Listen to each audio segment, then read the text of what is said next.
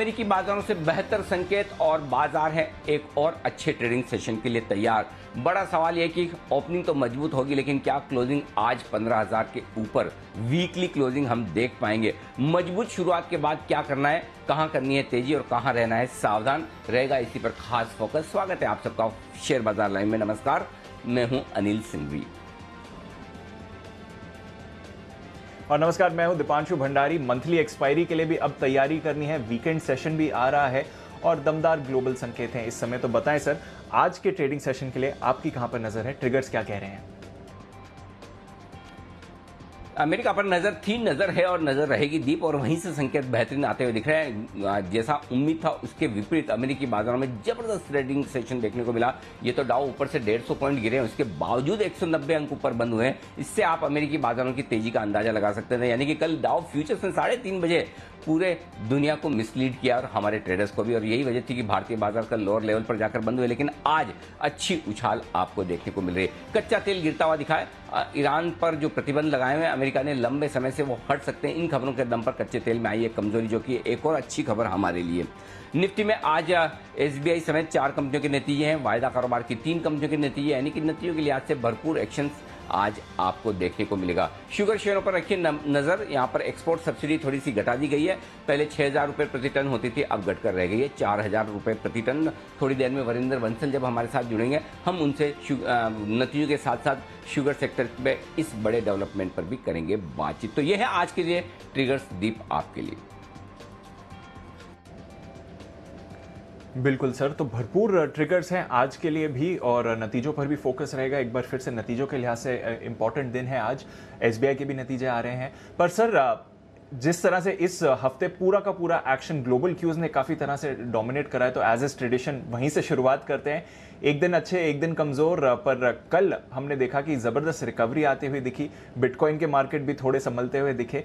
किस तरह से समझे कल के ग्लोबल एक्शन को? आपकी रीडिंग क्या है? अब तो ऐसा लगने लगा कि बिटकॉइन में तेजी रही तो ठीक है, क्योंकि बिटकॉइन अकेला पूरे दुनिया भर के सारे बाजारों को, सारी एसेट क्लास को हिला देता है। तो अगर वो मजबूत रहे तो शायद इक्विटी मार्केट के लिए भी मूड माहौल ठीक रहे। लेकिन ये एक अलग एसेट क्लास है, अलग तरह की चीज़ है। लेकिन जो कुछ हुआ है अमेरिका में वो अनएक्सपेक्टेड नहीं है दीप, और सबको अंदाजा है कि धीमे धीमे, आई डोंट नो पिछली बार जॉब डेटा जो आए थे वो बड़े खराब थे, कैसे इतने खराब आए, लेकिन इस बार के जो जॉब डेटा है वो वाकई में काफ़ी बेहतरीन है और पैंडेमिक के बाद के सबसे बेहतरीन जॉब डेटा आते हुए दिखे। और बाजारों का रिएक्शन भी एकदम परफेक्ट है जॉब डेटा पर, यानी कि जो बेरोजगारी के आंकड़े आए हैं, अगर उन आंकड़ों पर अमेरिकी बाजार चाहते तो ये कहकर भी नेगेटिव रिएक्शन दे सकते थे कि भाई देखिए नौकरियां लग रही है, बेरोजगारी बहुत कम है, इकोनॉमी फर्स्ट क्लास कर रही है, कंपनियों के नतीजे देख लीजिए। अब तो फिर धीरे धीरे ना ब्याज दरें बढ़नी चाहिए, इन्फ्लेशन बढ़ना चाहिए, और ये जो इतना सारा पैसा फेड ने बांट रखा है पूरी दुनिया भर में और अमेरिका में, इस पर धीमे धीमे कटौती होगी, चलो गिर जाते हैं।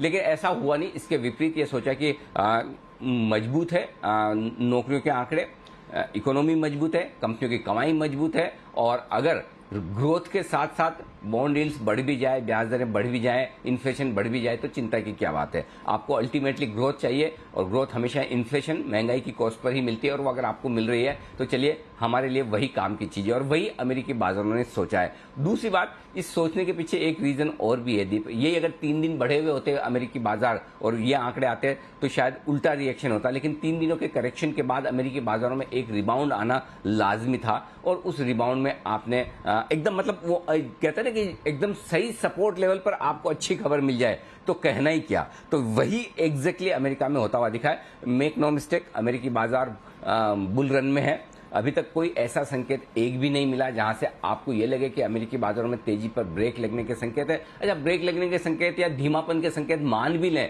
लेकिन यू टर्न के संकेत तो कहीं दूर दूर तक है नहीं। तो जब तक ग्लोबल मार्केट्स की मजबूती है, पार्टी चल रही है, एंजॉय कीजिए। जब तक अमेरिकी बाजार अहम सपोर्ट लेवल को तोड़कर नीचे बंद ना हो, कमजोरी का या फिर करेक्शन की, बड़ी करेक्शन की शुरुआत का संकेत ना दे, तब तक डरने घबराने की बिल्कुल भी जरूरत नहीं। तो ग्लोबल मार्केट वोलेटाइल जरूर रहेंगे, ये ध्यान में रखिए। वोलेटिलिटी से मेरा मतलब दोनों तरफ होता है। आमतौर पर लोग समझते हैं वोलेटिलिटी का मतलब ये कि कमजोरी होना। कल की वोलेटिलिटी को भी देखिए, 250 अंक नीचे डाउ फ्यूचर्स से जब कल 3:30 बजे हम बंद हुए, उसके मुकाबले में एक बार 400 450 पॉइंट 400 पॉइंट के आसपास डाउ ऊपर ट्रेड करता हुआ दिखा। उसके बाद बंद आप 200 पॉइंट के आसपास हुए और वापस से अगर आप देखें तो डाउ फ्यूचर्स मजबूत है। तो ऐसे देखेंगे तो आपको 400 450 पॉइंट की तेजी को डिस्काउंट करना है। देखिए 188 पॉइंट की तेजी है। एक बार मैं डाउ फ्यूचर्स देख लेता हूं कितने ऊपर इस वक्त ट्रेड कर रहे हैं। 30 अंक है, लगभग 225 पॉइंट ये और 225 पॉइंट, यानी कि 400 पॉइंट की तेजी आपको डिस्काउंट करनी है। लेकिन क्या फिर हम उतने ही मजबूती से बढ़ने चाहेंगे और बढ़ना चाहिए? उसका जवाब होगा ना, क्योंकि कल जब 400 450 पॉइंट की कमजोरी को हम डिस्काउंट करने की कोशिश कर रहे हैं तो हमने मना कर दिया, हम इतना नहीं गिरेंगे जितना आप गिरे हैं। और सेम आज वही, हम उतना नहीं बढ़ेंगे जितना डाउ फ्यूचर्स नेट में बढ़े या अमेरिकी बाजार नेट में बढ़े। तो हमारे बाजार अमेरिका के मुकाबले में थोड़े कम वोलेटाइल रहेंगे, लेकिन इसमें कोई डाउट नहीं, कल की एक्सपायरी के बाद और अमेरिका की ये संकेत हमारे लिए आज शुरुआत करने के लिए बहुत ही बेहतरीन है। दीप, बिल्कुल सर, तो संकेत बेहतरीन है, हम अपनी चाल चलेंगे बट पॉजिटिव क्यूज आ रहे हैं। और सर आपने हमारी चाल की बात करी और स्पेशली गिरावट में हमारे बाजार संभले रहे, उस पर मैं एक तो आपको कॉन्ग्रेचुलेट करना चाहूंगा, क्योंकि पिछले 2 दिनों की सुस्ती में आपने कहा है कि गिरावट से घबराना नहीं है। 14,900 14,950 अच्छा सपोर्ट भारतीय बाजारों के लिए दिख रहा है और वहीं से बाजार ने सपोर्ट भी लिया। कल भी हमने देखा 14,900 के नीचे गिरने के बाद वापस रिकवर होकर ही बाजार बंद हुए। तो अब बताएं सर, क्या अहमियत रहेगी एक तो जो डिप पर हमारे बाजार नहीं गिरे हैं वो, और जो ये सपोर्ट बना है उसका? दीपा, बिल्कुल परफेक्ट है बाजार। इससे बढ़िया बाजार आपको मिलेंगे नहीं जो कि डेटा और लेवल्स को रेस्पेक्ट करे। और परसों भी जब मंगलवार को भी बाजारों ने भरपूर तेजी दी, तब हम यही बात कर रहे थे क्लोजिंग सेशन से और कल की एक बार आपको 14,925 15,025 15,040 की रेंज में, ज्यादा प्रिसाइजली 14,940 15,040 की रेंज थी कि वहां तक आना जरूरी है और वहां पर आने के बाद करेक्शन पूरा करके बाजार निकलेंगे। कल एक्सपायरी का दिन था तो थोड़ा सा 30-40 पॉइंट हम इंट्राडे में एक्स्ट्रा गिर गए, लेकिन आपको याद होगा कल हम यही बात कर रहे थे कि अगर आप एकदम शॉर्ट टर्म ट्रेडर्स हैं तो जब तक 14,900 के नीचे बंद ना हो बिल्कुल डरिए घबराइए मत। जब तक 33,150 के नीचे बैंक निफ्टी बंद ना हो डरिए घबराइए मत। और दोनों लेवल्स को कल क्लोजिंग बेसिस पर एक्सपायरी के बावजूद बाजार ने होल्ड किया है। और जो पोजिशनल ट्रेडर्स या इन्वेस्टर्स हैं जो 5-15 दिन के लिए व्यू बनाते हैं, 4-6 हफ्तों का व्यू बनाते हैं, उनके लिए तो जब तक 14,800 के नीचे की क्लोजिंग ना हो तब तक बाजार के लिए ट्रेंड पॉजिटिव है। ये बात साफ साफ कही और आप देखिए यहां से फिर से रिकवरी देता दिख रहा है। लेकिन एक चीज जो कहना चाहता हूं वो ये,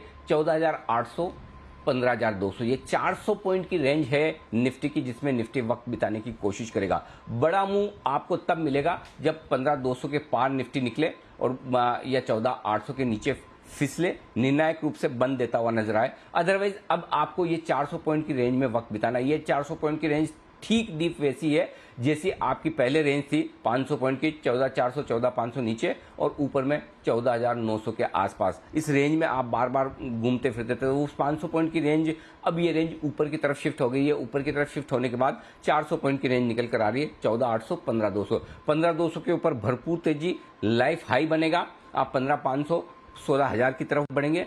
14,800 के नीचे जाकर बंद होकर निर्णायक रूप से फिसलते हुए दिखें तो वापस आपके लिए 14,200 14,400 तक का रास्ता खुल जाता है। सिंपल इस पे फोकस करना है। तो कुल मिलाकर जब तक कोई संकेत ऐसे खराबी के ना आए, ऐसी क्लोजिंग ना मिले, तब तक व्यू पॉजिटिव बनाकर रखें। गिरावट में खरीदारी करते रहें। और कल भी क्लोजिंग में 3:20 पर हम यही बात कर रहे थे कि खरीदारी को पोजीशन को बनाना चाहिए, लेकर जाना चाहिए। आउट ऑफ द मनी का पुट ले लें अगर आपको डर लगता है तो, अदरवाइज कोई जरूरत की कोई डरने की बात है नहीं। तो मेरे ख्याल से अभी तक के इंडिकेशन बहुत क्लियर है। बाजार मजबूती के साथ ही ट्रेड कर रहा है और अभी तक उसमें बदलाव के कोई संकेत है नहीं। जी दीप। बिल्कुल सर, और देखते हैं कि अब और कितनी पॉजिटिविटी बढ़ती है। पर ये जो पॉइंट आपने मेंशन किया कि रेंज बाजार की थोड़ी और ऊपर शिफ्ट हो गई है, बेस भी शिफ्ट हो गया है, अगर ये ग्लोबल क्यूज का सहारा मिलता रहा सर, और साथ ही अब हम भारत में भी देख रहे हैं कि कोरोना मामलों में गिरावट का ट्रेंड कंफर्म होते हुए दिख रहा है, जिस तरह से पिछले कुछ दिनों के आंकड़े आ रहे हैं, तो क्या बाजार यहां से नई बेस बनाकर एक बड़ी तेजी के लिए तैयार होते हुए दिख सकते हैं? अगर आप मुझे ये पूछेंगे दोनों में से एक तरफ क्या है डायरेक्शन, ज्यादा संभावना ऊपर जाने की इस वक्त ज्यादा है। और उसकी वजह दीप ये है कि 2-3 चीजें हैं। पहली चीज तो है कि कोरोना के मामले लगातार इस पूरे हफ्ते 3 लाख से नीचे आए, तो कहीं न कहीं बाजार को ये कंफर्ट आ रहा है, मैं कॉन्फिडेंस नहीं कहूंगा, कंफर्ट आ रहा है कि हाँ भाई कोरोना का सबसे खराब टाइम तो निकल गया, अब हम वापस 4 लाख के आंकड़ों पर कभी नहीं पहुंचेंगे। हो सकता है हम 3 लाख के आंकड़े भी पार न करें। और जिस तरह से मुंबई दिल्ली में कंट्रोल में आया कोरोना, अब महाराष्ट्र में भी थोड़ा कंट्रोल में आता हुआ दिख रहा है काफी हद तक।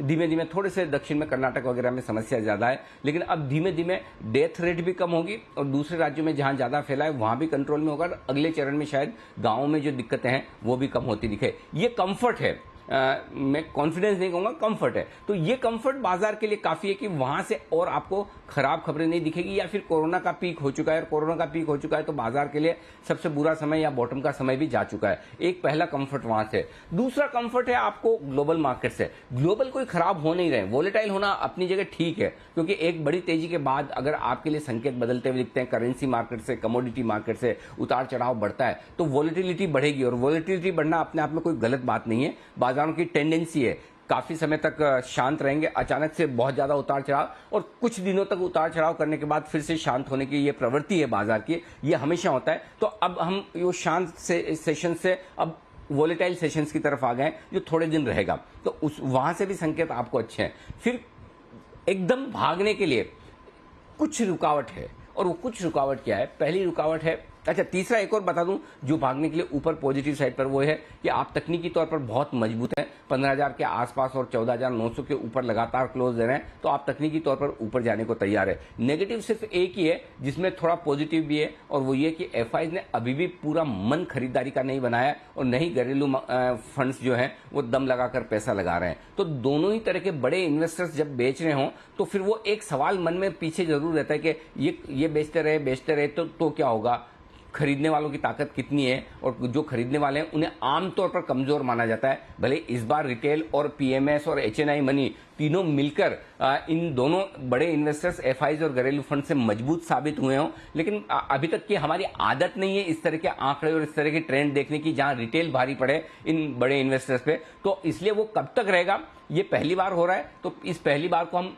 टेस्ट करेंगे, थोड़ी देर देखेंगे क्या कुछ होता है। लेकिन बाकी अगर ज्यादा समय तक ग्लोबल मार्केट्स मजबूत रह गए, कोरोना के आंकड़े नीचे आ गए और तकनीकी तौर पर हम 15,000 के ऊपर हैं, तो मजबूरी में एफआईज को भी आकर शॉर्ट पोजीशन काटनी पड़ेगी और घरेलू फंड्स को भी खरीदना पड़ेगा, क्योंकि फ्लोज उनके पास आ रहे हैं। तो बेहद इंटरेस्टिंग मार्केट है। अगला हफ्ता दीप महीने की एक्सपायरी भी है वायदा कारोबार की, और एक्सपायरी के हफ्ते में जाने के पहले, हफ्ता मतलब मैं आज से गिन रहा हूं क्योंकि वीकली सीरीज कल खत्म हो चुकी है, तो हम बड़ी मजबूती के साथ शुरुआत करें। तो मुझे लगता है कि इस बात की संभावनाएं ज्यादा है कि बाजार ऊपर की तरफ ब्रेकआउट देने की ज्यादा कोशिश करे। ये आपको एक बढ़िया बेस बनकर ऊपर जाने के लिए तैयारी होती हुई दिख रही है। जी दीप।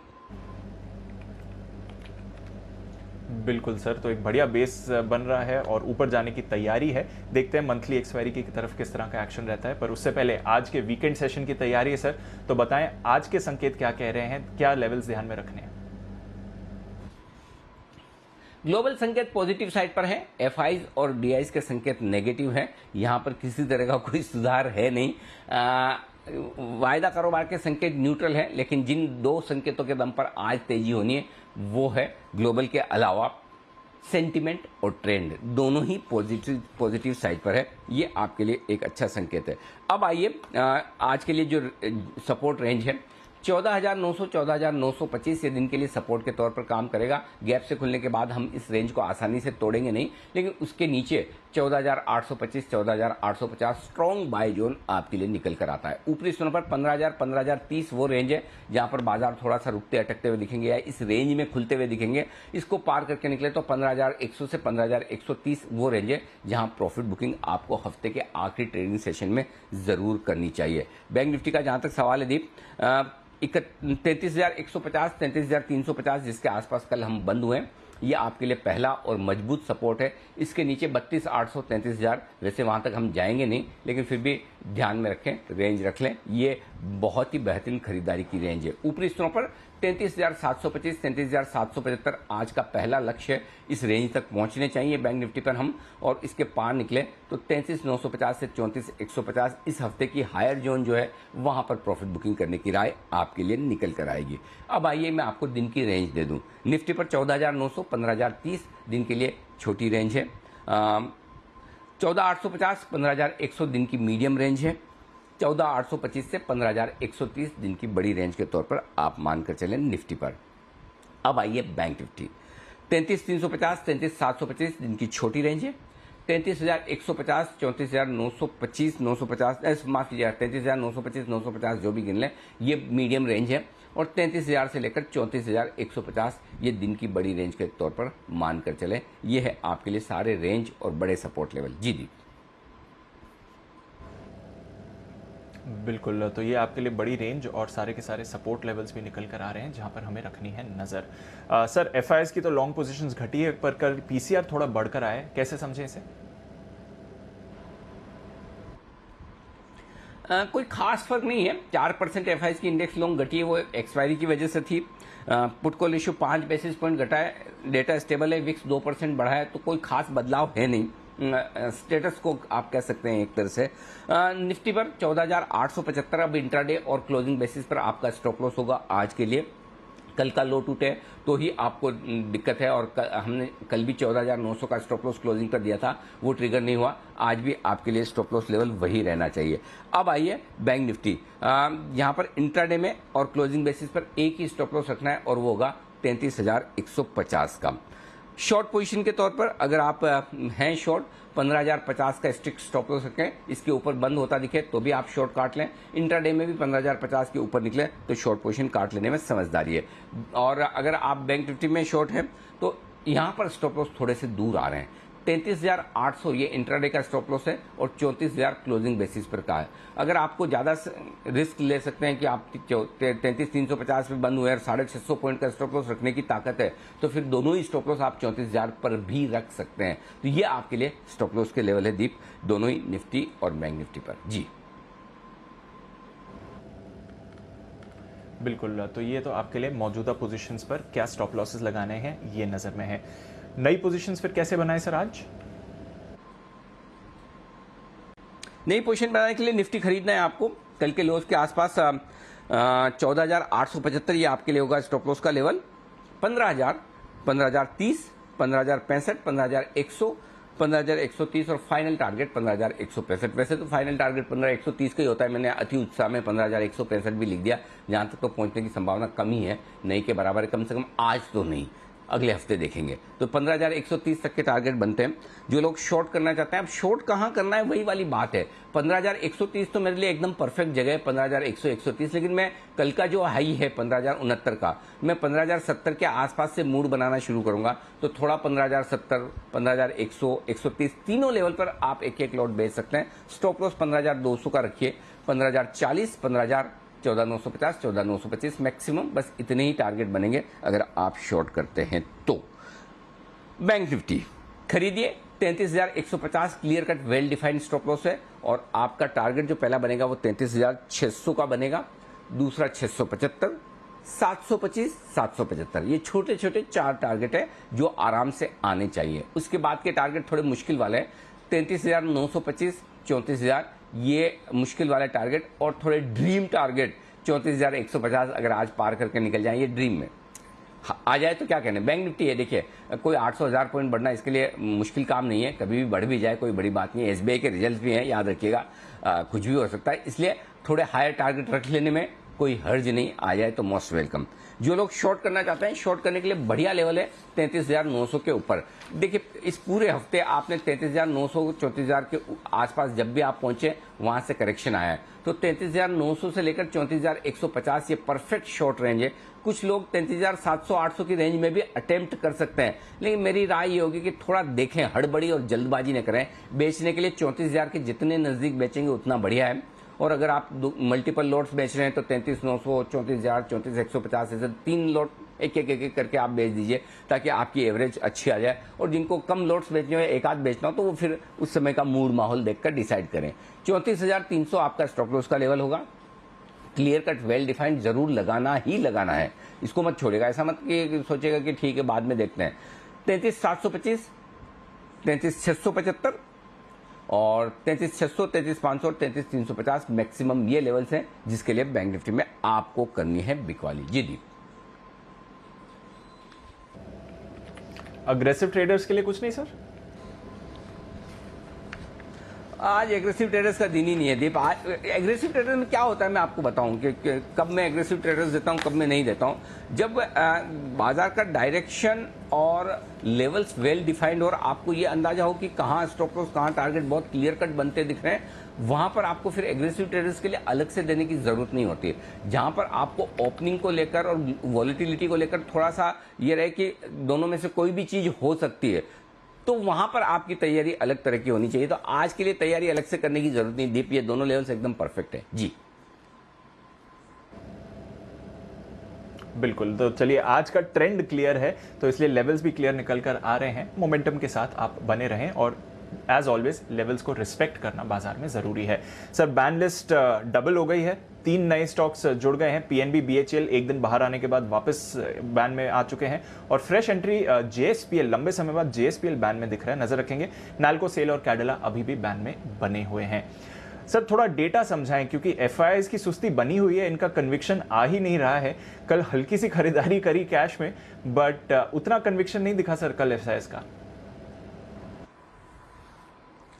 एफआईआईज के डेटा के पहले चूंकि आपने बैन लिस्ट की बात की दीप, एक तो ये वाइल्ड कार्ड एंट्री हुई है जेएसपीएल की, इसका अंदाजा नहीं था कि ये बैन में आ जाएगा। कल पीएनबी भेल का तो अंदाजा था। एक इंटरेस्टिंग चीज आप देखिए बैन लिस्ट में 3 स्टॉक हैं जो मेटल्स के हो गए, जेएसपीएल, सेल, नाल्को।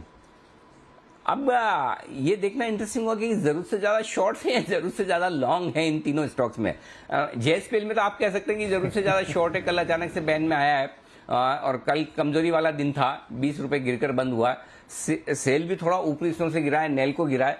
और अब ग्लोबल मार्केट अगर थोड़े भी रिकवर हो जाते हैं तो ये बदले की भावना में मेटल भी एक बार तो झटका दिखा सकते हैं, ऊपर का दे सकते हैं झटका और एक जोर लगा सकते हैं। तो मेटल देखना इंटरेस्टिंग होगा। एक चीज जरूर कहना चाहता हूं दीप, और वो जो मुझे साफ दिख रही है ये 3-4 दिनों के ट्रेडिंग से, वो ये कि मेटल शेयरों में एक तरफा तेजी, लो हैंगिंग फ्रूट, आराम से कभी भी कोई भी मेटल शेयर खरीदें आप, ऊपर ही जाना है, वो वाला समय चला गया है। कुछ हद तक दूसरी कमोडिटीज में भी, लेकिन मेटल में पक्का गया। तो मेटल में अब आपको बहुत सही लेवल पर एंटर करके प्रॉफिट बुकिंग भी समय समय पर करती रहनी पड़ेगी। तो अब वो मैंने है ना, मेहनत करके कमाने वाले दिन आ गए मेटल में, आसानी से, मेटल कंपनियों के लिए भी और मेटल शेयरों में ट्रेड करने वाले ट्रेडर्स के लिए भी। तो आसानी से अब आप किसी भी वक्त कोई भी शेयर खरीद ले, कल वो ऊपर मिलेगा। आज क्लोजिंग में 3:30 बजे आपके भाव से ऊपर होगा, वो टाइम चला गया, ध्यान रखिए। अब आइए आप जो फंड्स के डेटा की बात करें। एफआई ने 71 करोड़ की खरीदारी की है, कोई खास बात नहीं है। 960 करोड़ के उन्होंने स्टॉक इंडेक्स फ्यूचर्स बेचे, ये थोड़े नेगेटिव साइड पर हैं। और 1896 करोड़ के उन्होंने बेचे हैं स्टॉक्स। तो यानी कि कुल मिलाकर लगभग 2700-2800 करोड़ की बिकवाली ही एफआईआईज की आई है। 5,800, 5,900 करोड़ के आसपास के ऑप्शंस खरीदे, लेकिन ये एक्सपायरी की वजह से ज्यादा था।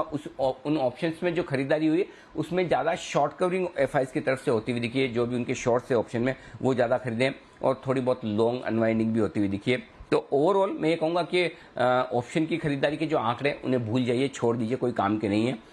एफआईआईज के डेटा मैंने नेगेटिव इसलिए रखे हैं कि स्टॉक्स और इंडेक्स दोनों ही फ्यूचर्स एफआईआईज ने दबा कर बेचे और उतनी ही बढ़िया बिकवाली, दमदार बिकवाली 876 करोड़ की घरेलू फंड की भी है। तो अगर आज ऊपर की तरफ तेजी पर ब्रेक लगना है, प्रॉफिट बुकिंग आनी है, बिकवाली आनी है, बाजारों को वापस नीचे आना है, तो उसके लिए जिम्मेदार ये दोनों आंकड़े हैं, घरेलू फंड के और एफआईआईज के, जो अभी भी खरीदने के लिए तैयार है नहीं। और मेरा कॉन्फिडेंस जो पिछले हफ्ते था कि एफआईआईज 40-42% इंडेक्स लॉन्ग पर आ गए, इनको खरीदना ही पड़ेगा, पुट कॉल रेशियो 1.1 के आसपास है, खरीदना ही पड़ेगा, वो कॉन्फिडेंस मेरा भी नहीं है कि मैं एकदम ठोक कर बोलूं कि नहीं करना ही पड़ेगा। क्यों कि पुट कॉल रेशियो 1.25 पर है, तो इतना ओवरसोल्ड नहीं है।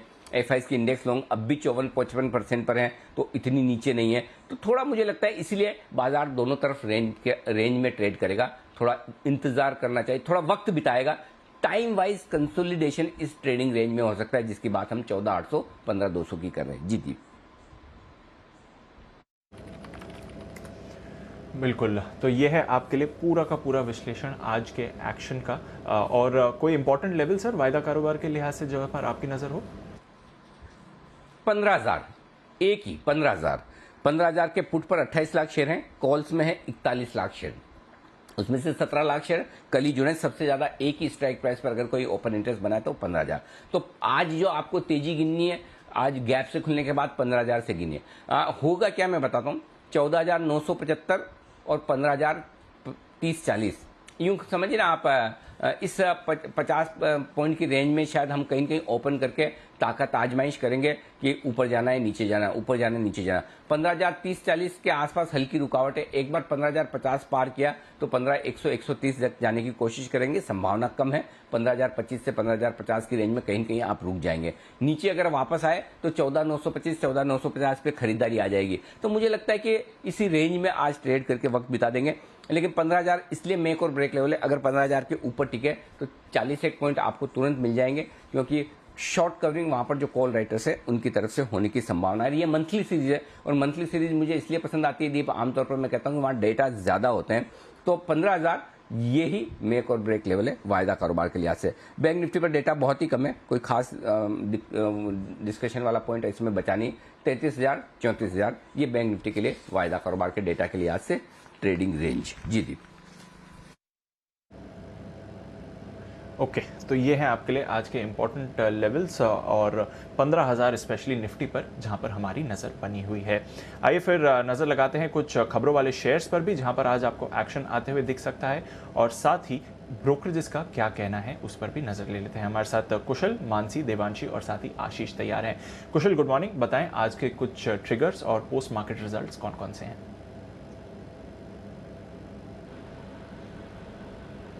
कैश स्पेस से जो आने वाले नंबर्स हैं वहां पर नजर रखिए, जिसमें आरती सर्फेक्टेंट्स, रानी मद्रास, डीसीडब्ल्यू और साथ ही धानुका एग्रीटेक जैसे स्टॉक्स के साथ काफी लंबी लिस्ट है शेयरों की।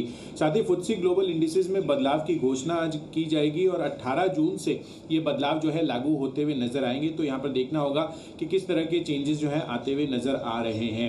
जेएसडब्ल्यू स्टील नतीजों के साथ साथ इक्विटी के जरिए पूंजी जुटाने पर भी कंपनी की बोर्ड बैठक होगी। तो यहाँ पर भी फोकस रखना है कि यहाँ पर कितनी पूंजी जुटाते हैं और किस इंस्ट्रूमेंट के थ्रू ये पूंजी जुटाते हैं। कुछ पोस्ट मार्केट नंबर्स भी आए थे, जिसमें जी एंटरटेनमेंट था। यहाँ पर नंबर्स स्ट्रॉन्ग साइड पर देखने को मिले थे। एक स्टैंडर्ड डिस्क्लेमर, जो चैनल आप देख रहे हैं ये हमारी ग्रुप कंपनी है जी एंटरटेनमेंट। तो जो आय है कंपनी की वो करीब 8% बढ़कर 1123 करोड़ पर आती हुई दिखी है। और कंपनी का जो कामकाजी घाटा है इसमें वन ऑफ जो है इंक्लूडेड है। तो उस हिसाब से जो कैलकुलेटेड फिगर आ रहा है 1475 करोड़ के घाटे के मुकाबले कंपनी ने केवल अब 281 करोड़ का घाटा ही दर्ज किया है। साथ ही कंपनी का जो मुनाफा है वो 272 करोड़ पर आया है, 776 करोड़ के घाटे के मुकाबले पिछले साल। तो यहाँ पर आपको नजर रखनी है। और ₹2.50 का डिविडेंड का भी ऐलान किया है कंपनी ने। और कैश स्पेस से कॉस्मो फिल्म्स दमदार नंबर्स यहाँ पर आते हुए दिखे हैं। इनफैक्ट मार्जिन आप देखिए दीपांशु, 13.6% से बढ़कर करीब 17% के मार्जिन आए हैं। और कंपनी का मुनाफा 21 करोड़ से बढ़कर 74 करोड़ पर जाता हुआ दिखा है। और कंपनी ने एक नई सब्सिडियरी का भी गठन किया है, Cosmo speciality polymers private limited. तो ओवरऑल कॉस्मो फिल्म्स के नंबर्स काफी बेहतर साइड पर देखने को मिले हैं।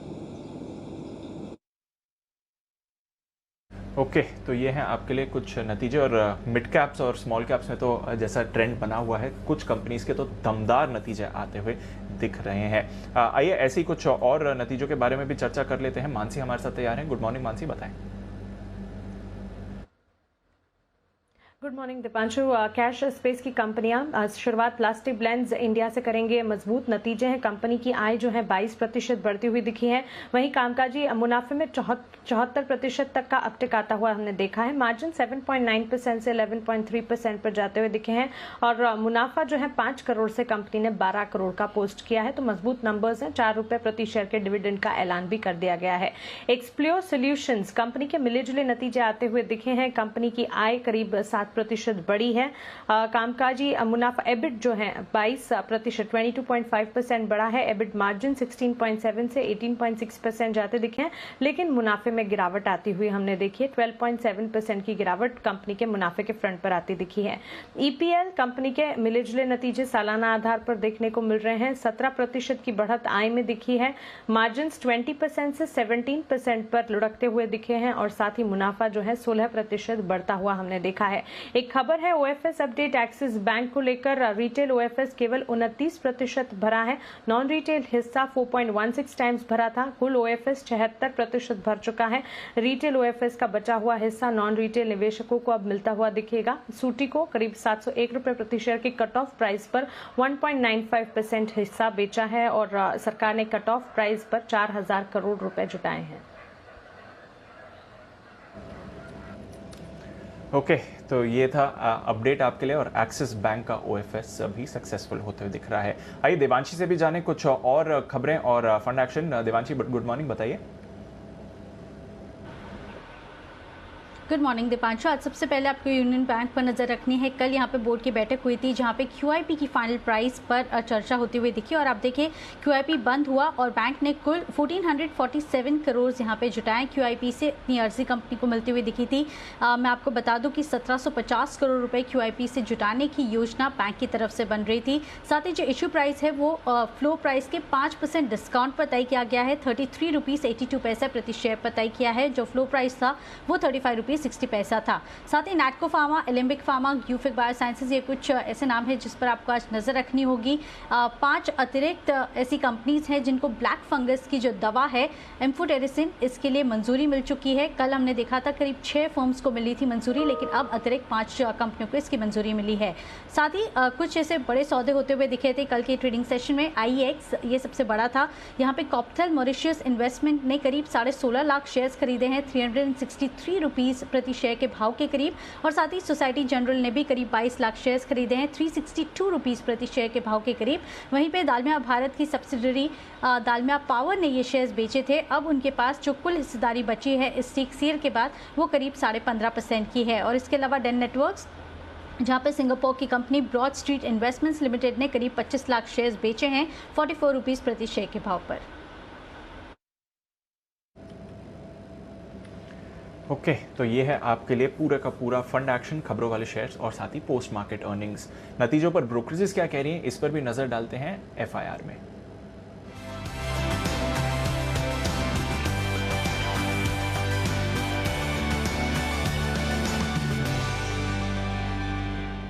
गुड मॉर्निंग आशीष, बताएं आज की रिपोर्ट्स क्या कहती हैं।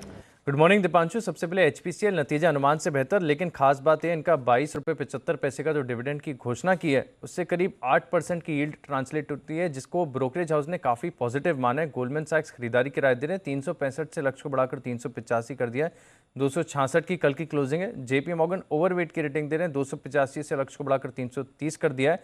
जेफरीज और सिटी दोनों ने खरीदारी की राय दी है। 370 रुपये पर लक्ष्य को बरकरार रखा है। इसके अलावा हैवेल्स, यहाँ पर भी नतीजों का इम्पैक्ट देखने को मिलेगा। नतीजे का लगभग अनुमान के मुताबिक है।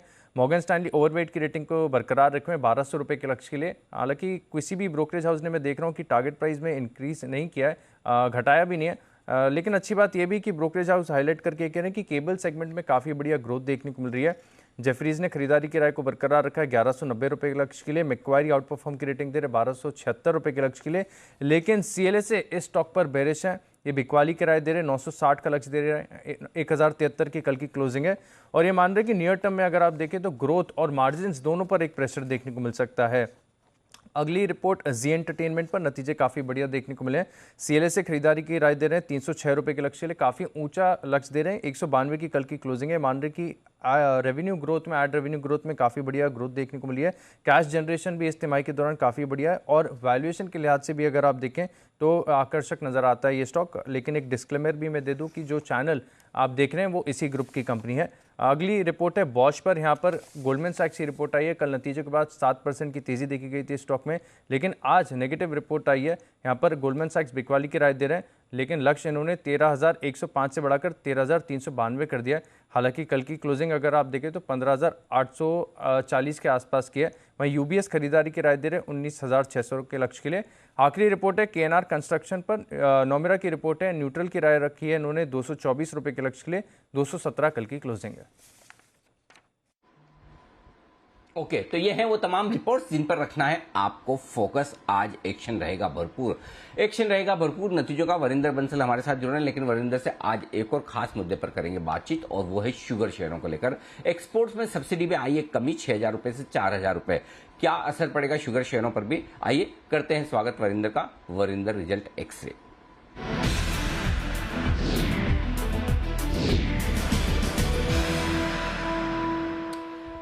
गुड मॉर्निंग वरिंदर, स्वागत है आपका। चलिए रिजल्ट्स पर शुरुआत करें, उससे पहले एक बार शुगर शेयरों पर ही जो बड़ी खबर है शुगर सेक्टर के लिए कि सब्सिडी 6,000 रुपए से घटाकर 4,000 रुपए की, क्योंकि दाम दुनिया भर में शुगर के काफी बढ़े हैं। क्या वाकई में शुगर कंपनियों के लिए नेगेटिव खबर है? कुछ असर पड़ेगा? शेयर गिरने चाहिए, और अगर गिर जाए तो क्या करना चाहिए? अगर गिर जाए तो लेना चाहिए, सिंपल सी बात है। ठीक है, तो मैं आपको थोड़ा सा कॉन्टेक्स्ट बताता हूँ इस चीज का। आपको मालूम होगा, और आप भी बात कर रहे हो शुगर की, बहुत टाइम से मैं सुनता हूँ आपको, तो आपको मालूम है कि ये सब्सिडी और क्यों हुआ था। ये सब्सिडी आज से नहीं चल रही है सर, लास्ट 3-4 साल से चल रही है। तो आपको मैं फैक्ट्स देता हूँ पहले तो फैक्ट्स ये था सर, अगर आप 3 साल का हिस्ट्री देखें एक्सपोर्ट सब्सिडी का, 2018-19 में ये 8 रुपये 32 पैसा पर किलो होता था। 2019-20 में ये 10 रुपये 44 पैसे, 10 रुपीज 44 पैसा होता था, और 2020-21 में ये 6 रुपये पर केजी होता था। तो अगर कोई किसी की नींद खराब हो रही है कि 6 से 4 रुपये हो गया ये अभी, प्लीज ये समझिए कि 1 साल पहले ये 10.5 रुपये था, उससे 6 रुपये ऑलरेडी हो चुका है। गवर्नमेंट ने पहला जो नोटिफिकेशन डाला था जब एक्सपोर्ट सब्सिडी हमने चालू किया था, उन्होंने क्लियरली बोला था कि ये रिव्यू होगा, बार बार रिव्यू होगा, डिपेंडिंग ऑन कितना शुगर सेक्रीफाइस होता है एथनॉल के लिए। सर मुद्दा क्या है? मुद्दा है कि हमारे पास जो ज्यादा सप्लाई पड़ा है शुगर का, उसको हम किस तरीके से निकाल सकते हैं जहां पे हमारा डिमांड और सप्लाई एक जैसा हो जाए। तो उन्होंने क्या बोला कि आप कितना एक्सपोर्ट कर सकते हो और कितना सेक्रीफाइस कर सकते हो एथनॉल के लिए, क्योंकि हमारा एथनॉल का जो डाइवर्जन हो रहा है शुगर से बहुत अच्छा हो रहा है और बहुत तेज हो रहा है। तो गवर्नमेंट बोल रही है अभी कि चलो ठीक है, अभी 6 रुपए है, थोड़ा कम कर देते हैं, बिकॉज आप लोगों को उसमें बेनिफिट हो रहा है। सो ये कोई नया चीज नहीं है, it was always there, it was always wanting. और सर मैं आपको ये चीज भी बता दूं कि ये ऑलरेडी सबको मालूम है कि 2023 में ये एक्सपोर्ट सब्सिडी बिल्कुल बंद हो जाएगा। सो ये कोई नया चीज नहीं है। और सर अगर आप 4 रुपए पर किलो का सब्सिडी भी लगा दें, और आज का ग्लोबल शुगर प्राइस जो 17 यूएस सेंट के आसपास है उतना लगा दें, तो भी शुगर का रियलाइजेशन 31 रुपए 40 पैसे बनता है सर, जो कि डोमेस्टिक प्राइस से ऊपर है। तो ये चीज रहा 6 रुपए से 4 रुपए होने का, which as per me numbers I think still sugar companies will make money. दूसरा चीज सर मैं आपको इंपॉर्टेंट समझा दूं कि ये जो एक्सपोर्ट कोटा है, एक्सपोर्ट कोटा इस साल का 2020-21 का 6 मिलियन टन कोटा था कि हाँ भी इतना आपको दिया जाता है एक्सपोर्ट करने के लिए दिया जाता है। सर 6 मिलियन में से 5.7 मिलियन ऑलरेडी कॉन्ट्रैक्ट हो चुका है। कहने का मतलब है उसमें कोई एम्बिग्यूटी नहीं है। जो मिल्स ने एक्सपोर्ट कर दिया है उसका उनको उतना ही पैसा मिलेगा, मतलब 6 रुपए पर केजी के सब्सिडी मिलेगा। तो 5.7 तो हो ही चुका है आउट ऑफ 6 मिलियन। तो हम क्या 0.3 मिलियन के लिए मतलब इतना परेशान हो रहे हैं? I don't think so. Point ये है कि जो बड़ा पिक्चर है शुगर में, अगर कोई समझता है और समझना चाहिए, तो आपको ये देखना चाहिए कि एथनॉल का कितना प्रोडक्शन शुगर से हो रहा है। हमने सोचा है कि 2.5 मिलियन टन जो है शुगर सेक्रीफाइस, 2 से 2.5 मिलियन टन इस साल सेक्रीफाइस होगा, अगले साल 3 से 3.5 मिलियन टन होगा। ये नंबर में फोकस में होना चाहिए। I think this 6 rupees to 4 kg is totally which was expected, does not make a difference because still global prices are high. Export quota में already 5.7 out of 6 million ton हो चुका है। So as per me it does not make a difference financially number wise to any sugar company. Okay, तो ये है आपके लिए बड़ा एक्शन शुगर शेयरों पर आता हुआ इस वक्त, लेकिन डरने घबराने की बिल्कुल जरूरत नहीं। और अगर आज इस खबर के दम पर शुगर शेयर गिरे तो खरीदारी का बेहतरीन मौका। आइए नतीजों पर करते हैं फोकस, और हमेशा की तरह सबसे पहले चाहिए स्टैंड आउट रिजल्ट्स। कौन से हैं वो रिजल्ट्स जो हैं बेहद दमदार? Sir clearly HPCL, I know कि जो बीट आया उसमें इन्वेंट्री गेन था। अगर मैं उस इन्वेंट्री को निकाल भी देता हूं सर, क्योंकि आपको रिपोर्टेड जीआरएम $7.07 देखेंगे वर्सेस कंपेयर टू 4.3 जो एक्सपेक्टेड था। अगर आप उसको निकाल भी देते हो तो जो कोर जीआरएम है वो $3.5 है, कंपेयर टू जो बहुत एनालिस्ट एस्टिमेट कर रहे थे कि लॉस होगा। तो रिजल्ट्स अगर इन्वेंट्री निकाल भी दोगे तो भी बहुत अच्छे दिख रहे हैं। मार्जिन ऑफ कोर्स एक्सपेक्टेड था 3% के आसपास आएगा, तो 6.2% आया। ये रहा रिजल्ट्स का बात। सर आप सोचिए, ये जो डिविडेंड दिया एक बात है, बट एक स्टेप पहले का सोचते हैं हम लोग। सर एचपीसीएल ने बायबैक भी किया। बायबैक कितना किया सर? 13% ऑफ फ्री फ्लोट, मतलब 6% ऑफ फुल मार्केट कैप। इतना बड़ा बायबैक करने के बाद अभी ये डिविडेंड दे रहा है जिसका 8-8.5% डिविडेंड यील्ड हो रहा है, और सब लोग बोलते हैं कि पीएसयूज तो कुछ करता नहीं है, वो अलग बात है। But I think the numbers were really good. One second, of course buyback के बाद डिविडेंड। टेल मी सर, कितना कंपनीज है इंडिया में जिसने बायबैक के बाद डिविडेंड दिया? I think they have done very very well, और गवर्नमेंट कुछ सोच रहा है इसके बारे में। बीपीसीएल ऑफ कोर्स इसके नंबर्स आने वाले हैं, I am sure it will be in action today, but one number for me stood out was clearly HPCL. Okay, तो चलिए एचपीसीएल के बेहद दमदार रिजल्ट्स के बाद बताइए अब दूसरे वो कंपनियां जहां रिजल्ट्स अच्छे लेकिन वैल्यूएशन थोड़े से ठीक है, मतलब इतने बुरे नहीं, जहां पर नजर रखी जा सकती है।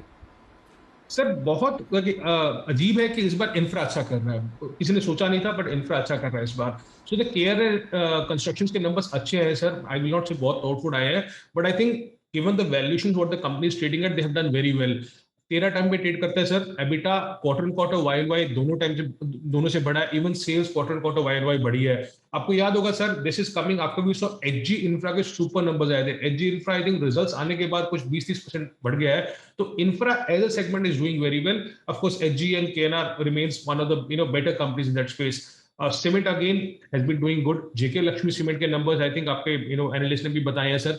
250 करोड़ एक्सपेक्टेड था उसका एबिटा आया, उसके सामने कुछ 300 करोड़ 313 करोड़ का आया।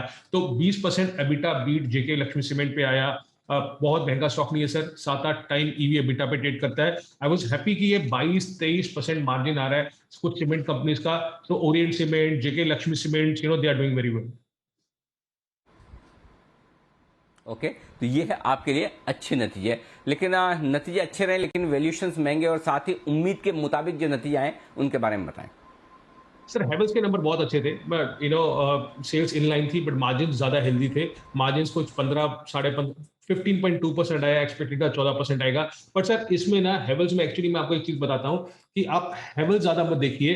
हेवल्स में जो एक की सरप्राइज आया था वो ये आया था सर कि उनका जो केबल सेगमेंट है उनके मार्जिन एक्सपेंड हुए quarter quarter. So honestly from Havells number I would like to see how cable companies do. So cable segment बहुत टाइम के बाद हेवल्स का इस बार अच्छा किया। अदर सेगमेंट्स मैंने देखा कि क्वार्टर क्वार्टर डिप आया, बट एक केबल सेगमेंट एक की सरप्राइज एलिमेंट था हेवल्स में। सो आप प्लीज अदर केबल कंपनीज को में शायद कुछ हो सकता है आज। Torrent power inline sir, but again not a very expensive stock. Numbers अच्छे थे, 30% मार्जिन क्वार्टर क्वार्टर स्टेबलाइज है। वाई ऑन वाई 27% मार्जिन था। तो inline numbers from Torrent power 14-15 time पे ट्रेड करता है, बहुत एक्सपेंसिव स्टॉक नहीं है, but okay numbers from Havells and Torrent power. Okay, तो ये है आपके लिए रिजल्ट्स। बहुत बहुत शुक्रिया वरिंदर इन सारे न्यूज़ का पूरा विश्लेषण देने के लिए। आइए बढ़ते हैं आगे, और अब हमारे सारे मेहमान हमारे साथ हैं इस वक्त, और करते हैं उनसे चर्चा ढेर सारे स्टॉक्स पर जहां पर खबरों के दम पर एक्शन है ही। और सारे मेहमानों का एक बार स्वागत कर लिया जाए और उनको पूछ लेते हैं कि क्या कुछ करना चाहिए आज के सेशन में। आइए सबसे पहले स्टॉक जिसका जिक्र हुआ है एचपीसीएल, उसी पर बात की जाए। नतीजे बेहद दमदार है। वागले साहब चार्ट्स पर राय दीजिए।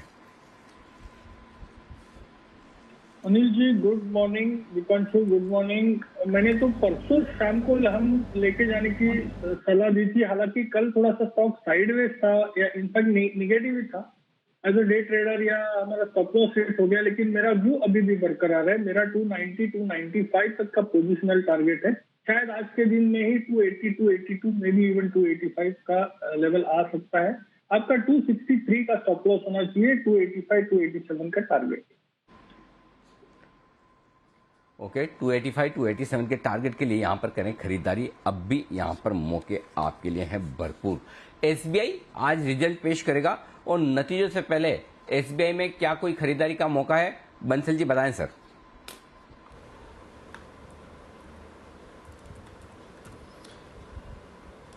अनिल जी, स्टेट बैंक के टेक्निकल चार्ट्स काफ़ी अच्छे हैं और इनफैक्ट मेरी समझ से डेफिनेटली खरीदारी का मौका है। नीचे में 380, 381 एक सपोर्ट है और ऊपर में यहाँ पर 390 के लेवल्स इमीडिएटली मतलब कि इंट्राडे में आज की डेट में अनिल जी पॉसिबल है। और अनिल जी एक चीज़ ऐड करना चाहूँगा अगर आपकी आज्ञा हो on a lighter note Anil ji. जी जी प्लीज बताएं सर। देखिए अनिल जी, कल चलते चलते टुवर्ड्स क्लोजिंग आपका एक सवाल था मेरे मित्र कुणाल जी से कि एचपीसीएल को क्या शॉर्ट करा जाए, क्या वो परफेक्ट हैज होगा? तो अनिल जी, जस्ट लाइक जैसे परफेक्ट मैरिज एग्जिस्ट नहीं करती है उसी तरीके से स्टॉक मार्केट में nothing called perfect hedging Anil ji. तो ये एक रीसेंट एग्जांपल है अनिल जी, किसी ने उस ट्रेड को इनिशिएट नहीं करा तो बच गए, नतीजे बहुत दमदार आए हैं। बिल्कुल, अभी तो देखिए मार्केट खुलने तो दीजिए बंसल जी, अभी तो 9:15 से 3:30 की यात्रा पूरी बाकी साथ साथ करेंगे। लेकिन चलिए, बिल्कुल बात तो आपकी सही है, परफेक्ट नाम की चीज तो कोई होती नहीं लाइफ में ना मार्केट में, बराबर है। अच्छा, वागले साहब की विशेष टिप्पणी इस पर। जी वागले साहब। अनिल जी, राकेश जी की हिम्मत बहुत बढ़ गई है। काफी लेडीज ये शो देखते होंगे और परफेक्ट मैरिज एग्जिस्ट नहीं करती है, ये उनके ऊपर सवाल है। मैं ये कहता हूँ परफेक्ट मैन एग्जिस्ट नहीं करता, ये मैं एक्सेप्ट करता हूँ। देखिए वागले साहब ने एक तीर से दो निशाने, एक तो आपकी बैंड बजा दी उन्होंने और दूसरा अपने नंबर बढ़वा लिए। तो चलिए, वागले साहब ने हफ्ते के आखिरी दिन अपना वीकेंड तो सुधार लिया। मैं रिकॉर्डिंग भेजता हूँ वागले साहब, ये वाली इतनी सी क्लिप निकाल कर आपको घर पे दिखाइएगा जरूर, आपके काम आएगी बुरे वक्त में। ओ मतलब कभी आए ना, लेकिन आ जाए तो आपके काम जरूर आएगी। ओके चलिए, कुछ और स्टॉक्स जहाँ पर आज फोकस करते हैं।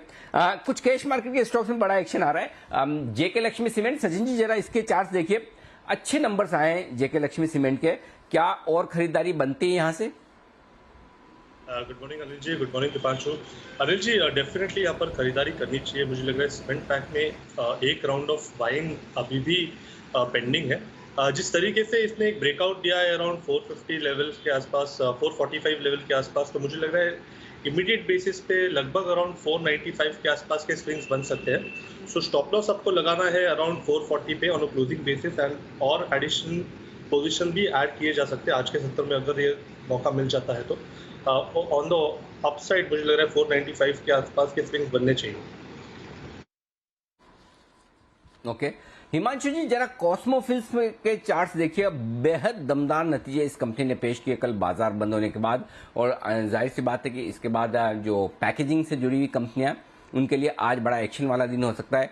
आय 28% बढ़ी है, कामकाजी मुनाफा 58%, मार्जिन से लगभग 3% और बढ़कर आए और मुनाफा 250% बढ़ा है। ओहो, 21 करोड़ से 74 करोड़। बताएं जरा इसके charts. Good morning Anil ji, good morning Deepanshu, good morning to the entire panel.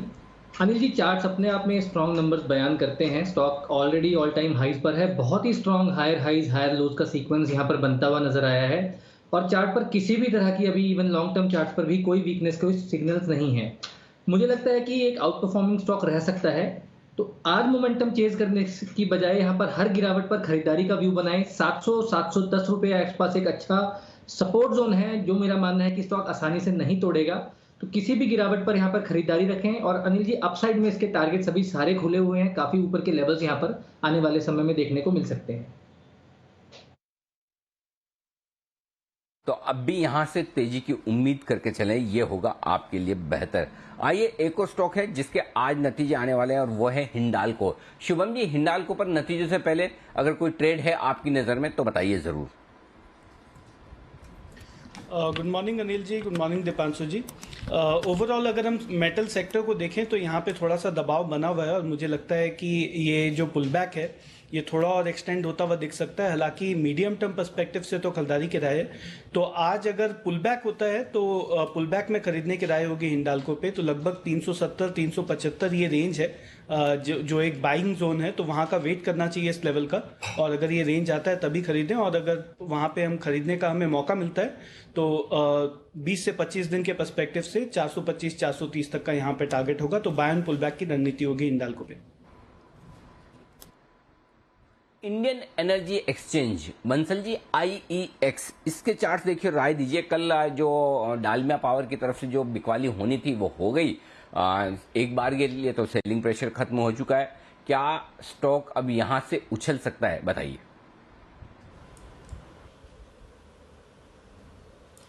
Anil जी बिल्कुल उछल सकता है और एक बड़ी अच्छी कैंडल बनी है। अनिल जी मैं इतना बढ़िया कैंडल स्टिक्स को मैं मतलब कि नाम से नहीं जानता हूं, बट कल के लोज देखें 356 के लोज थे और वहां से एक रिबाउंड देखने को मिला है, तो इन स्तरों से डाउन साइड कैप्ड है।